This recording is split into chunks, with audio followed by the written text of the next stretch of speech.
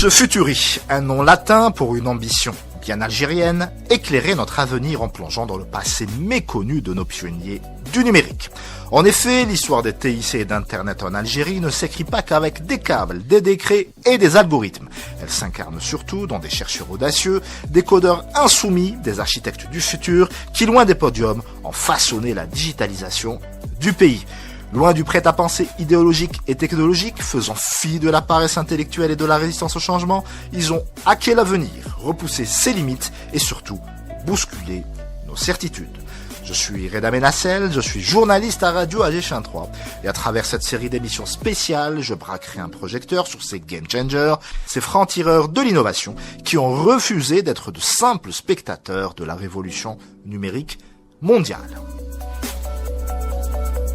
Depuis plus de 40 ans, il façonne, structure et ouvre des brèches. Ali Kahlen, menhir planté dans la lande numérique algérienne, est toujours sur les starting blocks des révolutions à venir. Il connecte l'ENITA à Stanford, établissant l'un des premiers ponts vers l'Internet mondial. Il édite le premier magazine informatique du pays, donnant une visibilité à un secteur encore balbutiant. Mieux, il mise sur l'Internet par satellite, pariant sur une connexion sans fil domestique, sans contrainte, sans frontières. Là où d'autres attendent le signal, ce grand amoureux de la radio a toujours cherché la prochaine fréquence.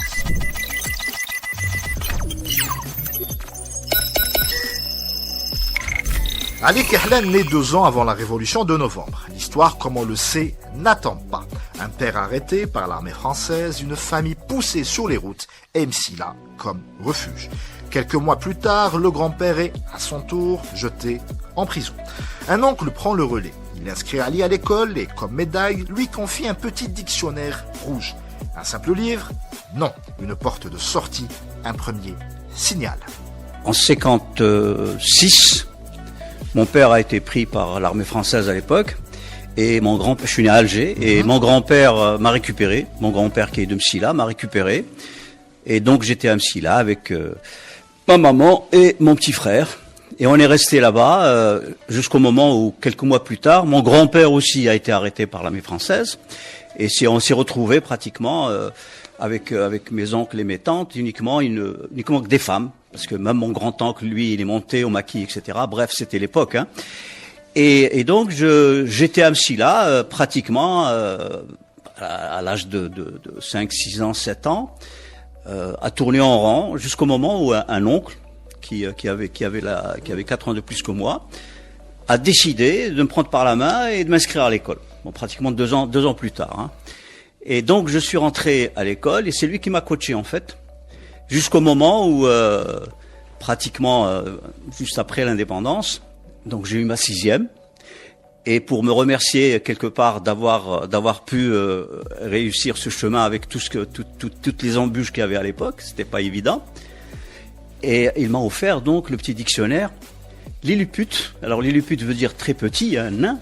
Donc c'est un petit dictionnaire. Ça vient de Gulliver, voilà. Voilà, exactement. C'est un petit dictionnaire qu'on trouve encore sur Google, sur eBay, qu'on peut acheter. On peut le tenir entre deux doigts, tout petit.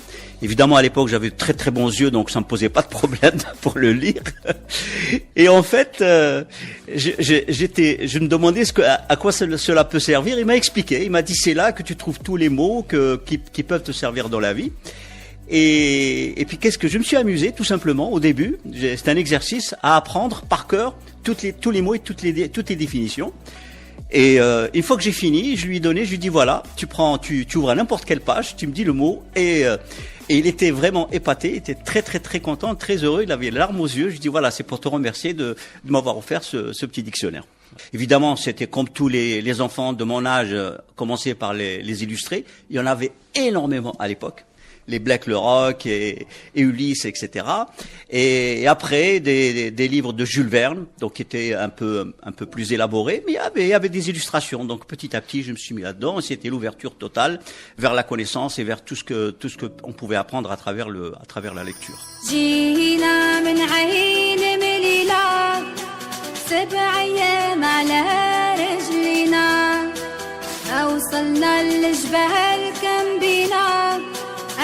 فرنسا تسركها علينا الكرتوشي قطع صدرنا البهط وجازك لها رجلنا رجال تموت بلا شي فينا والسمحي لي هالحنينا والسمحي لي هالأمي ما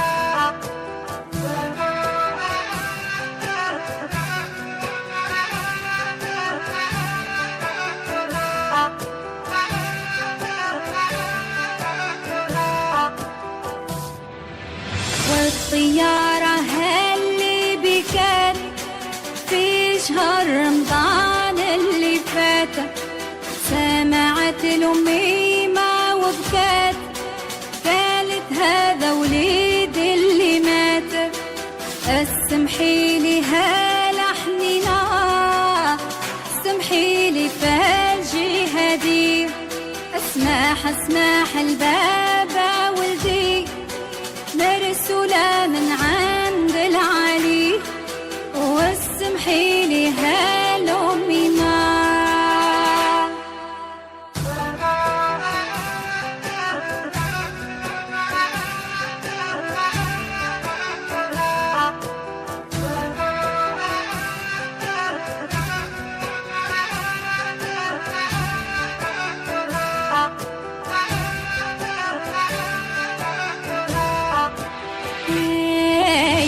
البرية اللي جات من التل قالوا لي له راس تسركل سولوا لي وعلى العرش الكل سوى الكبير على ماليا ما تبكيش يا عيني يا ما تبكيش على ابن الشهيد وابكي على خاين الوطني بايع دينه لاحق الرومي واسمحي لي هالأمي ما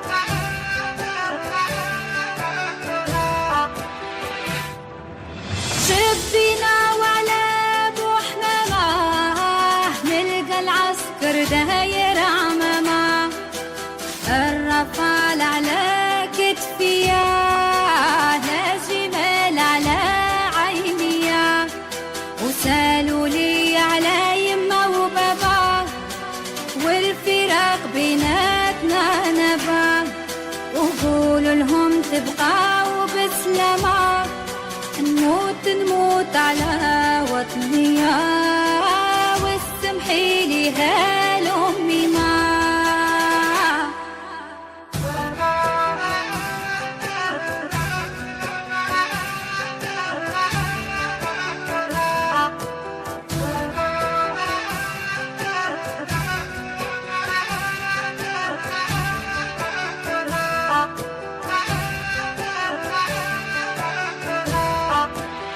Vivre sous la colonisation Amsila, c'est survivre aux exactions, aux humiliations et à une ségrégation qui ne dit pas son nom. Mais la résistance s'organise, on infiltre, on cache, on ravitaille. Le petit Ali, lui, passe sans qu'on le remarque un coup fin à la main. Il fait sa part sans même le savoir. Avant 12 ans, j'avais mon petit-oncle qui avait 16 ans, qui s'était arrangé à s'acoquiner avec un lieutenant de l'armée française, qui l'avait adopté pratiquement et qui l'emmenait avec lui assez régulièrement à la SAS. Pour ceux qui savent ce que c'est que la SAS, c'était une espèce de bureau qui servait un peu à montrer que l'armée française a un visage humain, et c'était en fait un bureau psychologique. Hein. Et mon petit-oncle, donc, il chapardait les balles, puis il les ramenait à la maison. Et puis quand ils en avaient suffisamment, alors il faut aussi dire que Msila, comme toutes les villes d'Algérie à l'époque, était complètement barbelée, complètement barricadée. L'Argob en particulier, donc le petit quartier de Msila que les gens connaissent bien à travers Boudiaf, Mohamed Boudiaf qui est le président, il est né à l'Argob, donc ce quartier-là. L'Argob, il y avait qu'une entrée, une sortie, tout le reste était barricadé. Et donc les balles étaient récupérées. Et moi, je l'ai su que bien plus tard, on m'a donné un couffin avec des balles à l'intérieur. C'est ce qu'on appelait à l'époque le ballot, je crois qu'on l'appelle toujours plus ou moins le ballot, avec de la galette qui était dessus. Et j'étais supposé traverser le Blassa, comme on dit, c'est le centre de Msila, pour aller dans un autre quartier qui s'appelle Kouch, qui était de l'autre côté de l'Argob, pour les livrer à un endroit que je connais parce que une de mes tantes habitait là-bas.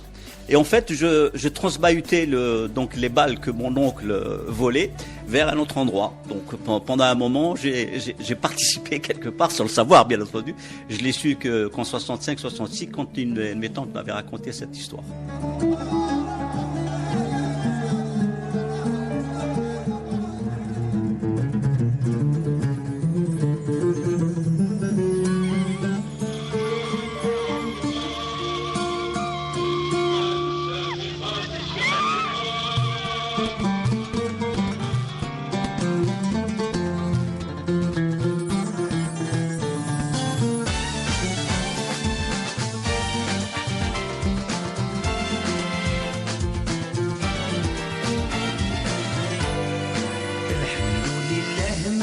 استعمار في بلادنا نكسر سيف الظلم في الحروب هالكوه الشجعان ضحت الرجال في الغيب والصحراء وجبالنا تحيا الجزائر حرة ويحيا والشبان تحيا الجزائر حرة رجال ونسوان تحيا الجزائر حرة رجال ونسوان.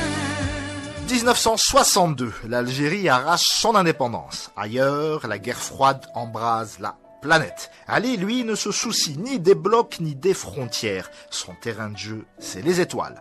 Avant l'informatique, c'est l'astronomie qui l'aimante. Il dévore les livres, passe des heures dans les bibliothèques, aussi entre les centres culturels soviétiques et américains. Deux empires qui s'affrontent, un gamin qui picore leur savoir sans passeport. L'informatique, c'est les livres. C'est l'astronomie, c'est Einstein et tous les scientifiques que je découvrais à travers mes lectures. Et puis je voyais que à l'époque c'était la conquête spatiale qui commençait. Donc il y avait deux adversaires entre guillemets, les Russes et les Américains. La fameuse guerre des étoiles avant George Lucas. Absolument, voilà. La conquête spatiale. Et c'est là que j'ai découvert que j'avais la possibilité J'avais une première possibilité de m'évader, c'était les livres, effectivement, parce qu'à l'époque, il n'y avait pas Internet, bien entendu, il n'y avait pas les voyages, on ne pouvait pas se l'offrir. Donc, il y avait les bibliothèques. Alors, pendant quelques semaines, j'ai fait toutes les bibliothèques d'Alger. Et à l'époque, il y en avait une douzaine que j'avais découvert. Alors, bien évidemment, il y avait la grande bibliothèque, la bibliothèque nationale.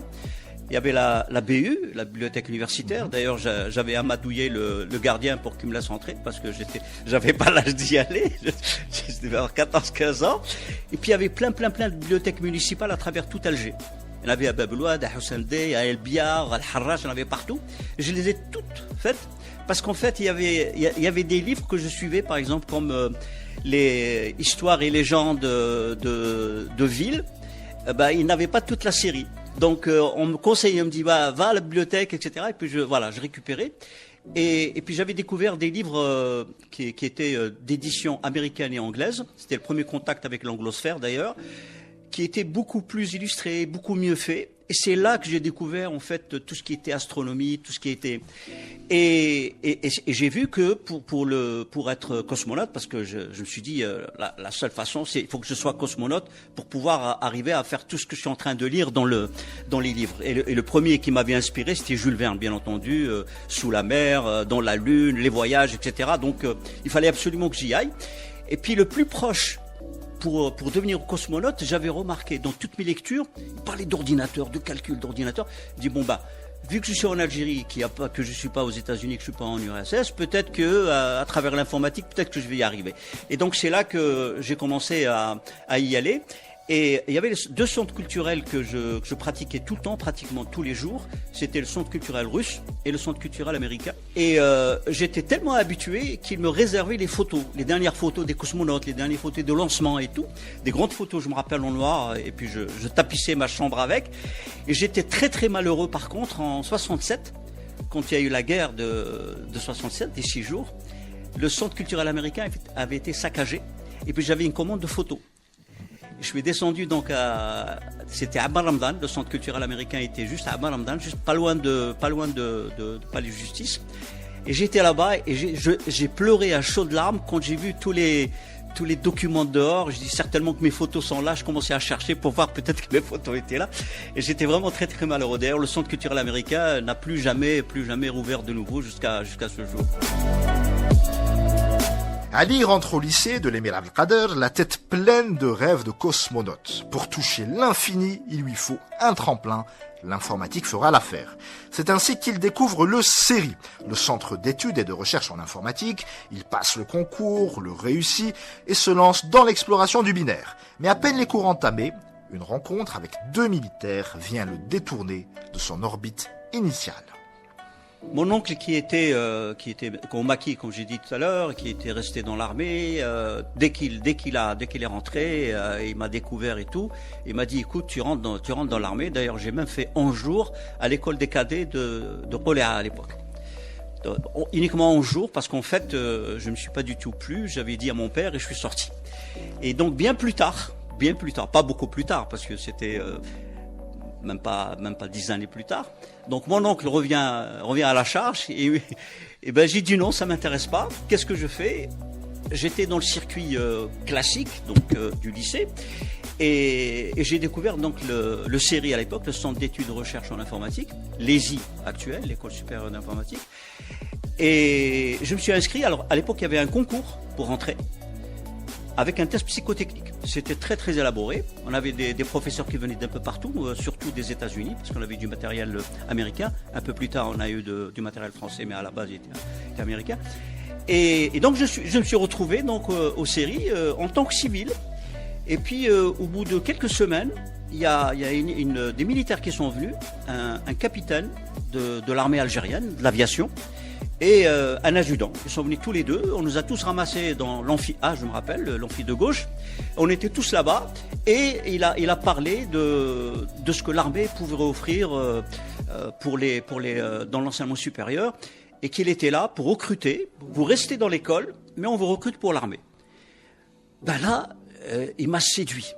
Il était beau, bien habillé, comme un i. L'adjudant était souriant. Il a aussi parlé comme lui. Dès qu'il a terminé, j'étais le premier à aller là-bas et j'ai dit je suis partant. Peut-être que j'étais un peu préparé aussi par les attaques de mon oncle juste avant. Et il m'a dit bon, il n'y a pas de souci, demain à l'Ekhoudja et il y a quelqu'un qui est là-bas. Et effectivement, le lendemain matin à 8h, j'étais à la caserne à l'Ekhoudja. À l'époque, c'est là-bas qu'on faisait le recrutement. Et j'ai signé. Donc j'étais militaire, mais dans une école civile. Et au bout d'un an, en mai, on nous appelle. On était 7 en fait en tout, mais les 6 autres étaient de l'ENITA. Moi, j'étais le seul entre guillemets civil. Voilà. Et donc on nous a convoqués au niveau du ministère de la Défense nationale, la direction de l'instruction, en disant voilà, préparez-vous. Vous allez partir en France. Vous allez continuer vos études en France. Wouchnou, il y a quelque chose d'extraordinaire qu'a fait Boumediene Allah yarhamou, c'est qu'il avait 2 manières d'envoyer les Algériens étudier à l'étranger. Parce que l'Algérie avait besoin de nous, elle avait besoin de jeunes pour reconstruire, pour repartir. Donc il faisait 2 manières. Il envoyait des jeunes Algériens vers les pays avec lesquels nous sommes amis en tant que militaires, donc la Chine, la Yougoslavie, la Russie, Pologne, etc.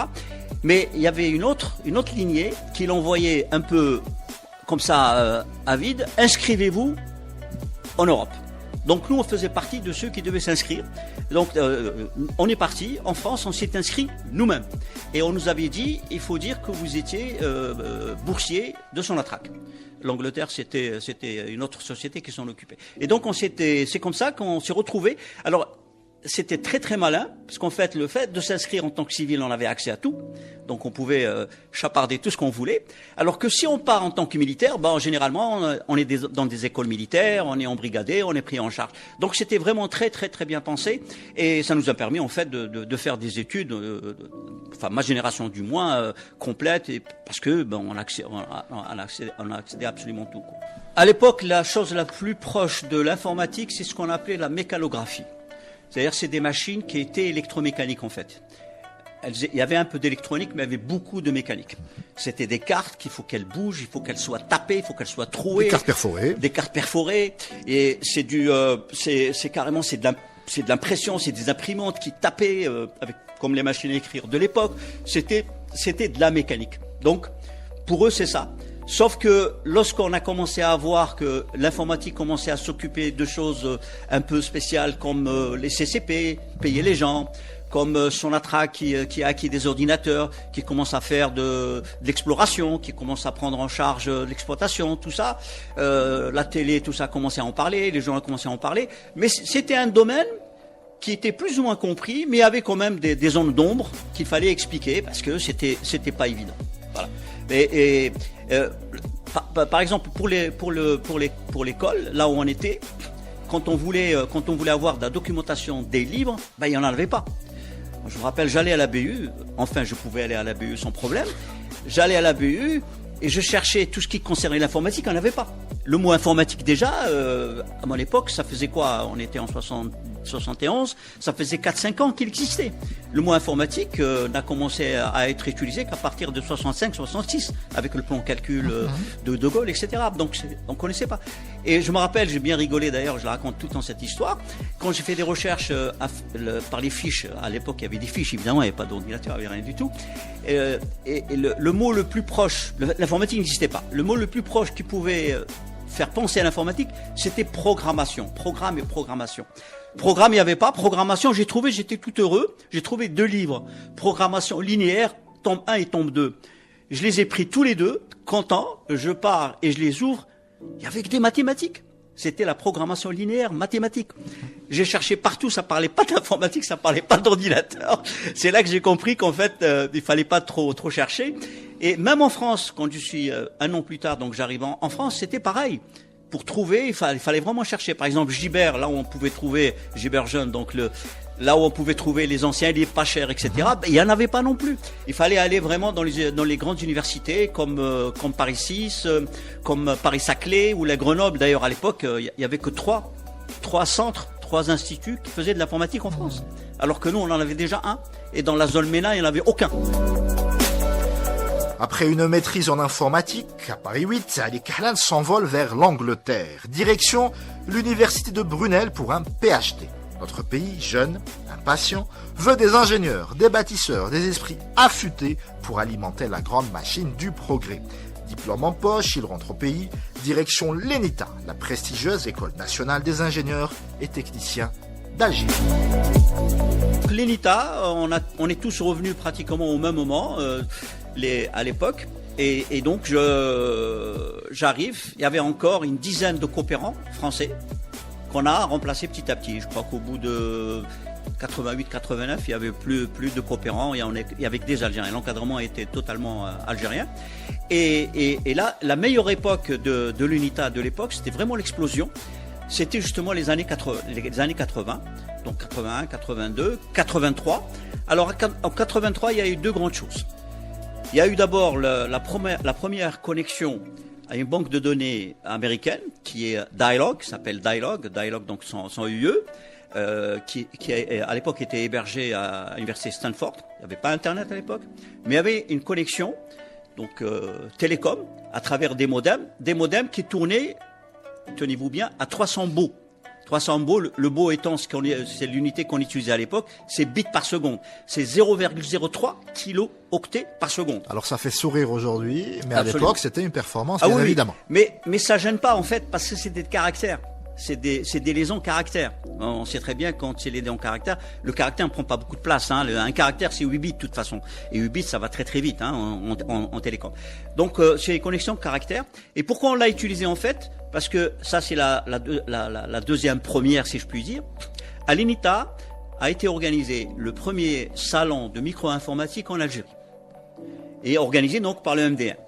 Et ça, c'est grâce à un partenariat avec un ami qui était au Canada à l'époque, qui s'appelle Belbahri, Nadir Belbahri, qui est toujours là-bas d'ailleurs.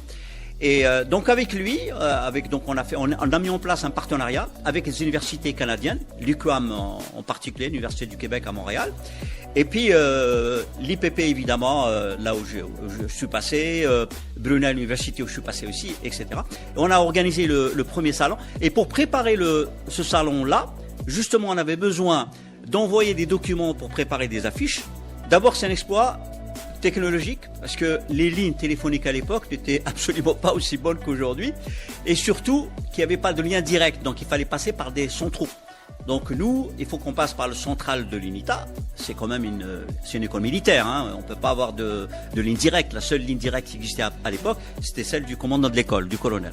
Ensuite, on sortait dans notre centrale, on passait au central du ministère du MDN. Et ensuite, du central du MDN, lui, il nous connecte à l'étranger pour pouvoir se connecter. Donc, après, à l'étranger, ça marchait aussi comme partout ailleurs à l'époque. C'était pas automatique. À l'étranger, tu passais par plusieurs centraux. Et évidemment, ça ne marchait pas tout le temps. Donc, on passait un temps fou. Et très souvent, on le faisait la nuit. De toute façon, on était obligé de faire la nuit à cause du décalage horaire, parce qu'au départ, les premières connexions, c'était avec le Canada et les États-Unis. Donc, de toute façon, ça ne pouvait pas faire autrement. Et ça marchait la nuit. Et on arrivait quand même à le faire.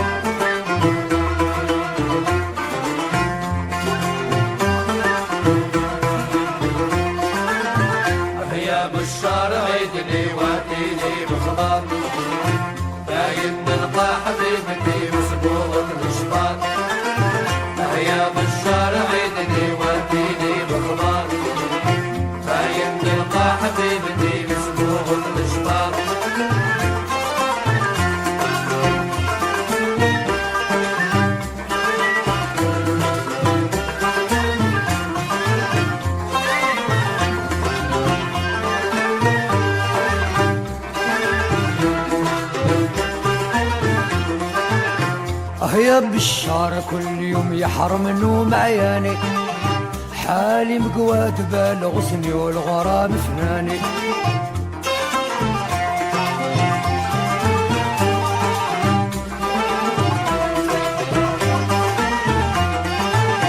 اللي من نشتكي بقرحتي هاد الحب كواني اش سببي وليعتي عش يطفيني رواني قلبي مكوي ما برا مكوي بغير جمار اشي صبر خاطري شحال وانا صبار يا بالشهر عيدني وعديني بخبار فإن نلقى حبيبتي بصبوغ الاشقار يا بالشهر عيدني وعديني بخبار فإن نلقى حبيبتي بصبوغ الاشقار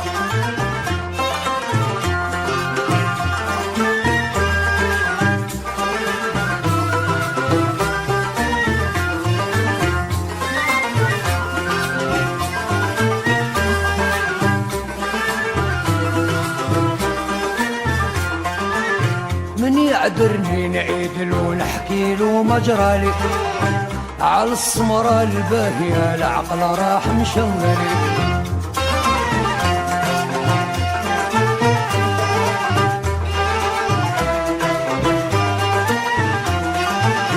ما نعشق حد غيره شكون مغروم بحالي هي روحي وراحتي كي تغيب واش بقولي أنا المولوع بالهوى شبعت لي المرار مرضي ما صبت له دواء ما لقيت له عقار يا بالشهر عيدني واديني بخبار فاين نلقى حبيبتي بصبور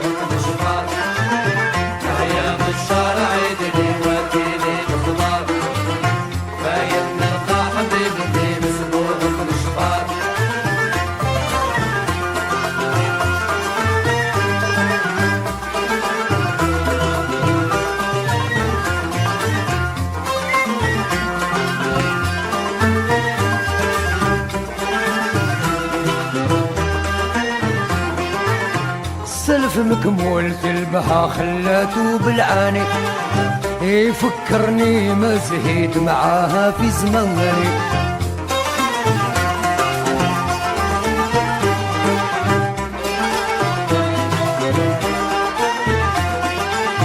نشكي بأمري غاب العقل سافر خلاني في غياب الباهي طفالي مصباح مكواني راني مغلوب ما لقيت الحالي ضبار اش سبابي وليعتي راني في الضرار يا بالشارع عيدني وديني بخبار دايم تلقى حبيبتي مسدود بشبار يا بالشارع عيدني وديني بخبار دايم تلقى حبيبتي مسدود بشبار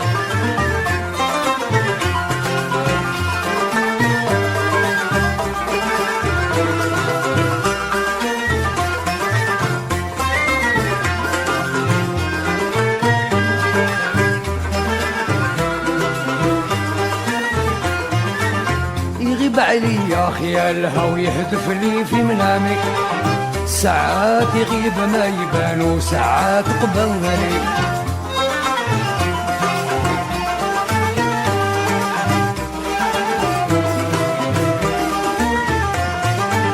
ساعات يجي خاطري متفكر ايامي ساعات نقولها كذا يجرالو اللي بحوالي مولات السلف الطويل والعيون كبار ما ننساش يا حبيبتي الليل مع النار يا بالشارع عيدني وديني بخبار دايم تلقى حبيبتي مسدود بشبار يا بالشارع عيدني وديني بخبار دايم تلقى حبيبتي مسدود بشبار يا بالشارع عيد لي واتيلي بخبار فين نلقى حبيبتي مسبوغة الشفا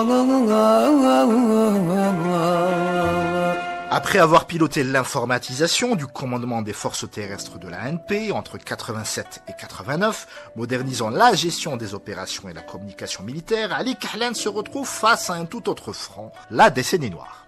À la Direction Générale des Études Techniques, il lance un pari audacieux, créer le premier réseau PC multimédia avec une connexion Internet en RTC. Mais sans machine, pas de réseau, que faire ?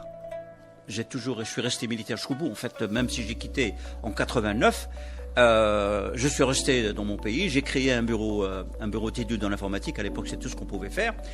Et forcément, l'armée, c'était mon premier client.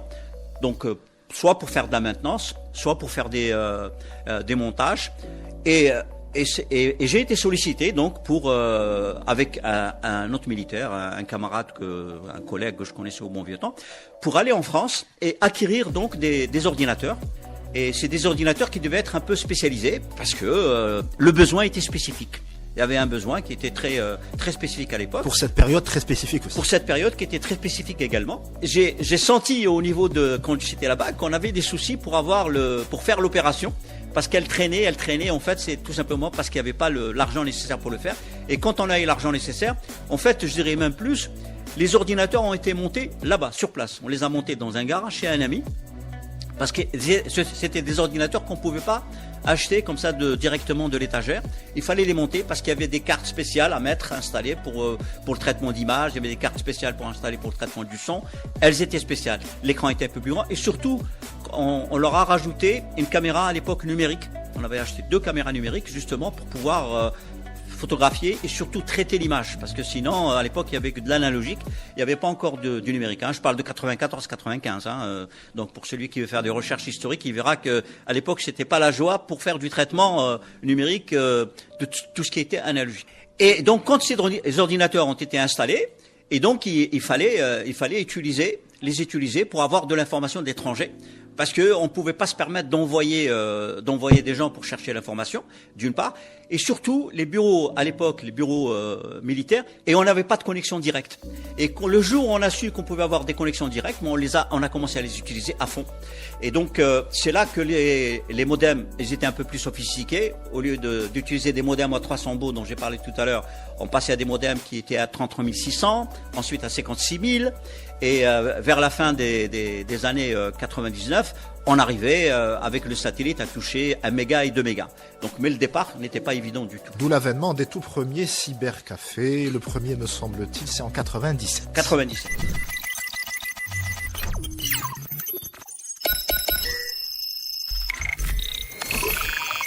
En 97, Internet débarque doucement dans les rues algériennes. Les premiers cybercafés fleurissent, les écrans cathodiques s'illuminent et avec eux, un monde nouveau s'ouvre. Ali Kahlan voit le potentiel, mais aussi la fragilité du réseau. Une bande passante de 512 kilobits par seconde pour tout un pays, c'est un filet d'eau pour une soif insatiable. À l'été 99, lors d'un salon des télécoms en Irlande, il tombe sur une innovation qui pourrait tout changer. Un système de connexion Internet par satellite portable. L'été 99, j'étais en Irlande. Il y avait un salon en Irlande sur les télécoms. Et il y avait une société, une petite société irlandaise qui avait une petite antenne de 84 cm. Et il y avait un PC à côté. Et puis elle disait dessus Internet via satellite. Donc émission et réception. Alors qu'à l'époque, on avait effectivement l'internet par satellite, mais uniquement en réception. C'est-à-dire on demandait quelque chose avec la souris, avec le téléphone, une en requête, RTC, et puis le retour se faisait par satellite. C'était très à la mode à l'époque, jusqu'à pratiquement 2002-2003. Et donc je vois cette antenne. Je dis, c'est pas possible. Comment on peut émettre et recevoir à travers Internet? Pour moi, je recevais uniquement. Donc, je vois le gars, et la société s'appelait WebSat. Donc, je vois le gars, et je me suis présenté, je donne ma carte et tout. Il était étonné que je vienne d'Algérie et tout, mais il était curieux. Et donc, il m'a expliqué comment ça marche. Il se présente, et comment il s'appelle? Neil Armstrong. Voilà. Ça s'invente pas. Comme par hasard. On a bien rigolé là-dessus. Lui, il m'a raconté plein d'anecdotes là-dessus, mais c'est Neil Armstrong. Et quand j'ai vu il était en fait dans le stand de Telsat. C'est une start-up en quelque sorte. Et j'ai dit, ça, je le prends avec moi. Il m'a dit non, il venait juste mettre au point, en fait. C'est un proto? C'est un prototype pour l'émission. L'émission avant était à 8 kilobits seconde, avec une réception de 2 mégas. Il venait de passer à 16 kilobits seconde. Donc beaucoup plus intéressant pour envoyer monter en puissance. Pour le monter, voilà. Et donc, moi je lui dis, c'est celui-là que je prends parce qu'en Algérie actuellement, l'internet c'est une catastrophe. On est 1 demi-méga pour toute l'Algérie. Il m'a dit, t'inquiète pas, chez nous aussi, c'est pareil. Ce n'est qu'à Dublin, plus ou moins, et à Londres, quand on arrive à atteindre, à l'époque c'était 64 kilobits seconde, 128 kilobits seconde, c'était très très peu. Et donc j'ai tout fait pour avoir donc ce système-là. On est devenus pratiquement amis. Je l'ai pas quitté d'ailleurs de la journée. Le lendemain, c'était le salon devait se terminer. On a dîné ensemble.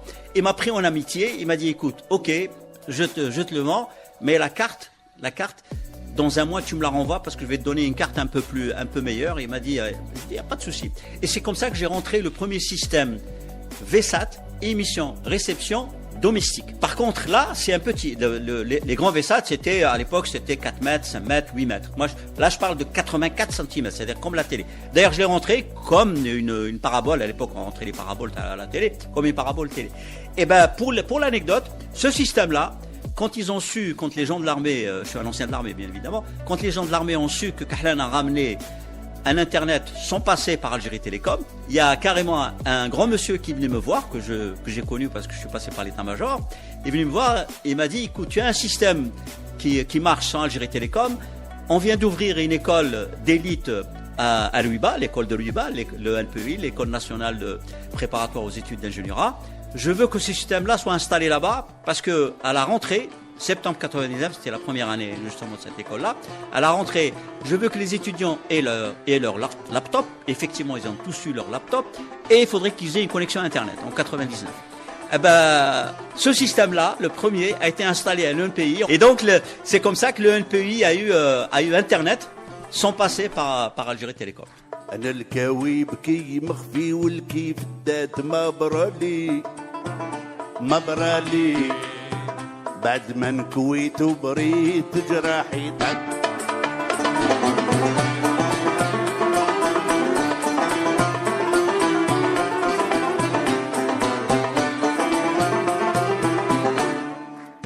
يحيى تيهولوني ونعود مسهر الليالي الليالي لجرى الأسى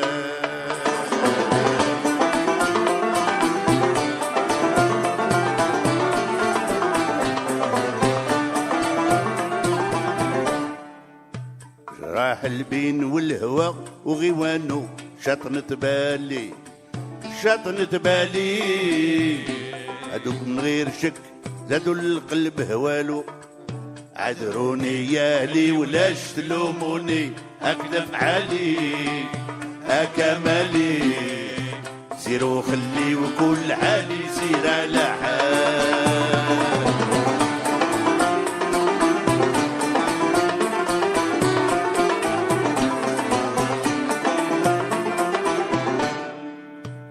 لوموني كدا في حالي وانا بقرايحي اللالي اللالي شاكي باكي من هموم قلبي وهوالو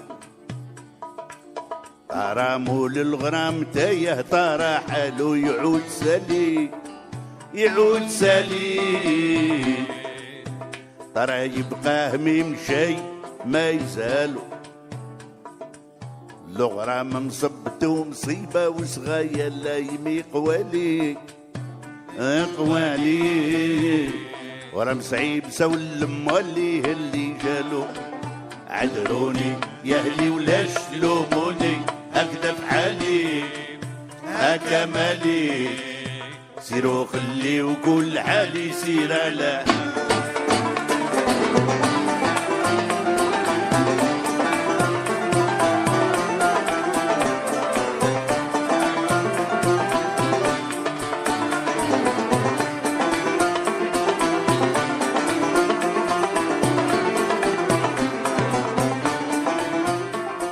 Internet en Algérie ne se construit pas seul. Ali Kahlen, cofonde l'AFSI, structurant un secteur encore balbutiant.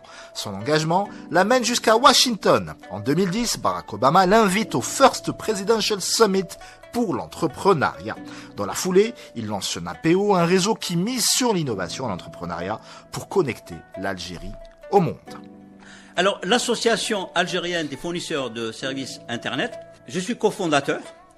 Et on a tout simplement estimé que l'Algérie est restée trop longtemps monopolistique à tout point de vue. Et on a eu la chance donc de la fameuse loi 2003 d'août 2003 qui a déréglementé donc les télécoms et qui a ouvert le marché et qui a permis aux premiers ISP, comme on les appelait à l'époque, Internet Service Provider, les fournisseurs de services Internet, de pouvoir fournir de l'Internet, fournir l'accès à Internet. On a créé cette association pour essayer justement de faire en sorte à faire bouger les lignes de manière à ce que l'ouverture se fasse pour que les privés qu'on était puissent ramener un véritable Internet qui est la concurrence, qu'Algérie Télécom justement se réveille. Algérie Télécom n'était même pas encore créée à l'époque quand on a créé l'association. L'association, on a commencé à réfléchir en 2000, elle a été créée en 2001. Et donc, ça nous a permis d'ouvrir. D'ailleurs, la DSL a été lancée par une société privée algérienne. Algérie Télécom l'a fait qu'un peu plus tard. Ça, c'est quelque chose qu'il faut dire. C'est quelque chose de réel. Pourquoi ? Justement, c'est grâce à cette association qui a permis aux privés, à un parmi les privés, au début il y a eu 6 ISP, et un parmi eux a pu justement aller tellement vite et avoir les moyens pour lancer le premier ADSL en Algérie, et lancer d'ailleurs aussi le premier multiplay.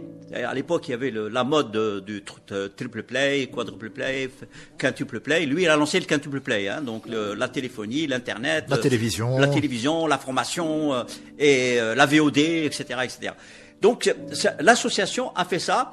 Mais bon, il y a eu des hauts et des bas Mais elle ne faisait pas que ça, c'était un peu l'ancêtre du GAN, c'est-à-dire que vous étiez aussi force de proposition par rapport aux autorités publiques. Je sais que vous avez envoyé moult courriers, moult corrections, moult sollicitations. On était entendus, on essayait de faire passer des messages pour améliorer les choses. Parfois ça passait assez rapidement, parfois moins rapidement. parfois, il faut attendre et jusqu'au moment où on trouve une autre façon de régler le problème. Mais effectivement, ça n'a pas été simple parce que on peut pas enlever quelques décennies de monopole comme ça. Voilà, tout simplement. Donc, il fallait du temps. Mais moi, je suis persuadé, et tous les camarades qui étaient avec moi le sont aussi, qu'on a contribué à un changement au niveau des mentalités de ceux qui justement ne comprenaient tout simplement pas ce qui était en train de se faire. Hein. Pour eux, l'internet c'était un mouton à 5 pattes. C'était quelque chose qui, d'ailleurs, une personne en particulier m'a dit bon bah c'est une mode, ça va passer, on va revenir au bon vieux temps. Il y a pas de raison que tout ce qui a été fait pendant pratiquement un siècle puisse être comme ça effacé par une petite bricole que vous ramenez avec un ordinateur, etc. C'est pas possible quoi. Donc les mentalités étaient vraiment très sclérosées. Il fallait vraiment travailler, et l'association est arrivée à faire bouger les lignes et à vraiment contribuer à un changement de mentalité extraordinaire.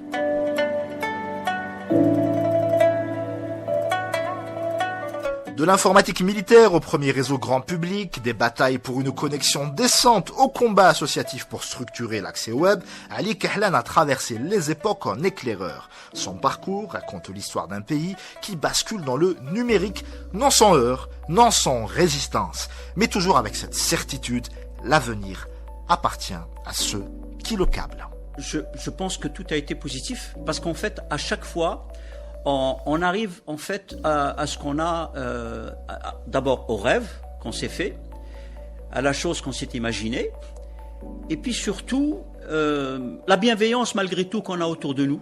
Une fois qu'on découvre que cette technologie est là pour qu'on se développe, pour qu'on croit, pour qu'on avance et pour le bien de tout le monde quoi.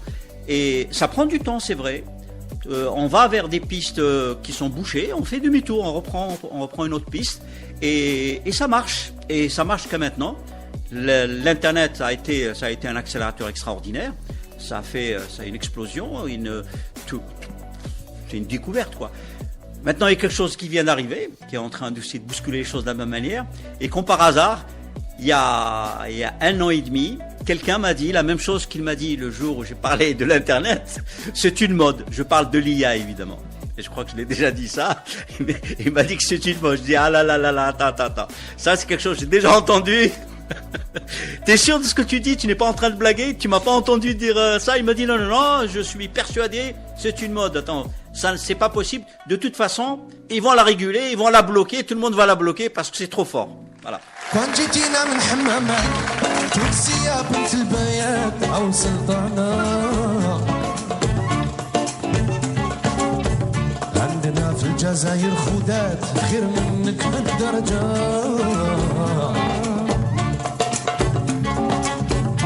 كون جيتينا من بلاد الروم حافظة السر وكل هموم أو شوافة كون تعرفينا بالتموم احنا شجعان وشرفان كون جيتينا من السودان من بلاد العقيق والمرجان او من غانا عند الله كلنا اخوان كي الكحله كي العنجه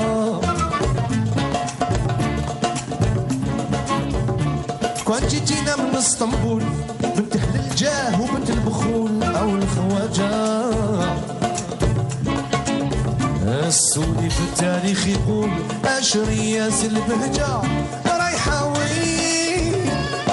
وين يا الشمس الذهبيه رايحه وين بزينك يا المشيه رايحه وين بزينك يا المشيه جبلك ربي الناس سايبه غلطه في حسابك ما كيش جايبه شي خبر للدنيا والدين رايحه وين يا الشمس الذهبيه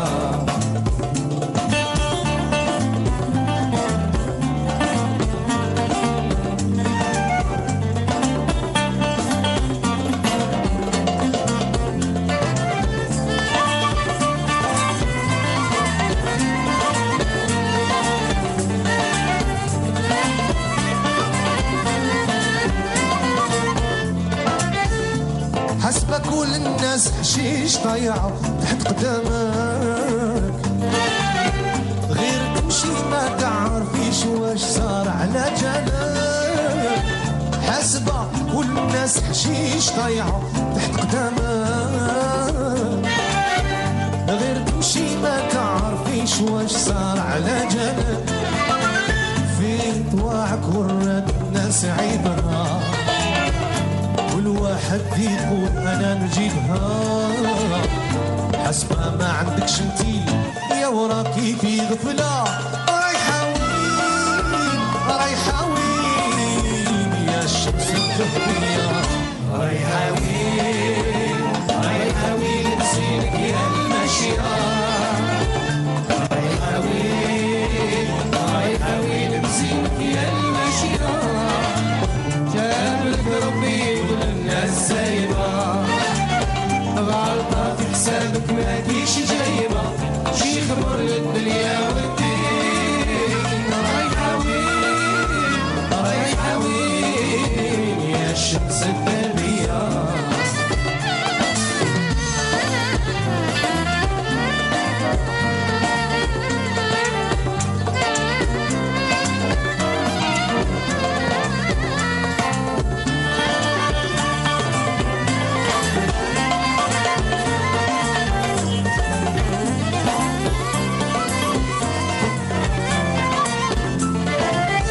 ماشية في الدنيا ما جايبة خبر اش نكونو، كان عباد الله حنا لا حيوان بجملة، العقل بحلا تاني به نحبو ونصونو، كل واحد فينا عنده غرام عند الروع بلا، كان هواك من دون سبيل غير تمشي بالعجلة،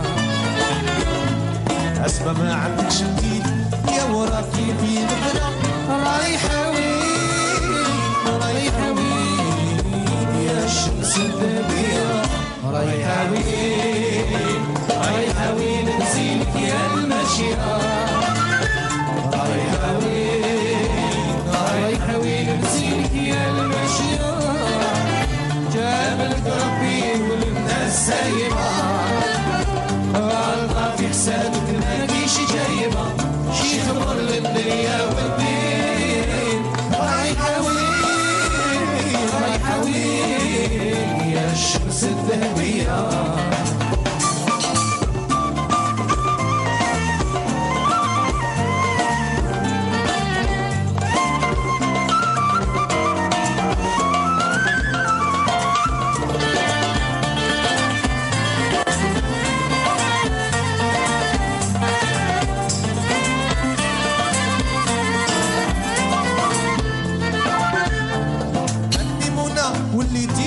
الأحمر وجنونه، عندنا في القرآن كنوز حافظين البسملة، أو القرصان انتي من مواجوز شكونو،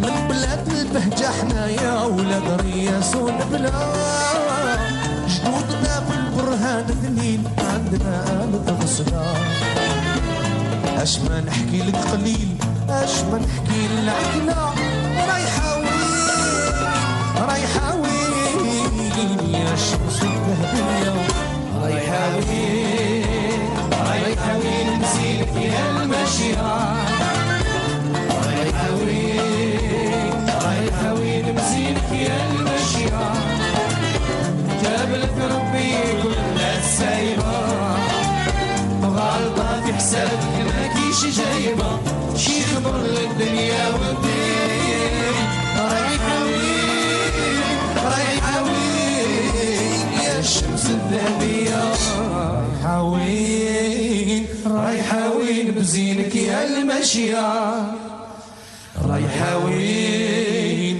رايحة وين بزينك يا الماشية، شابلك ربي كل الناس سايبة، غلطة في حسابك ما كيش جايبة، شي خبر للدنيا والدين، رايحة وين رايحة وين يا الشمس الذهبية.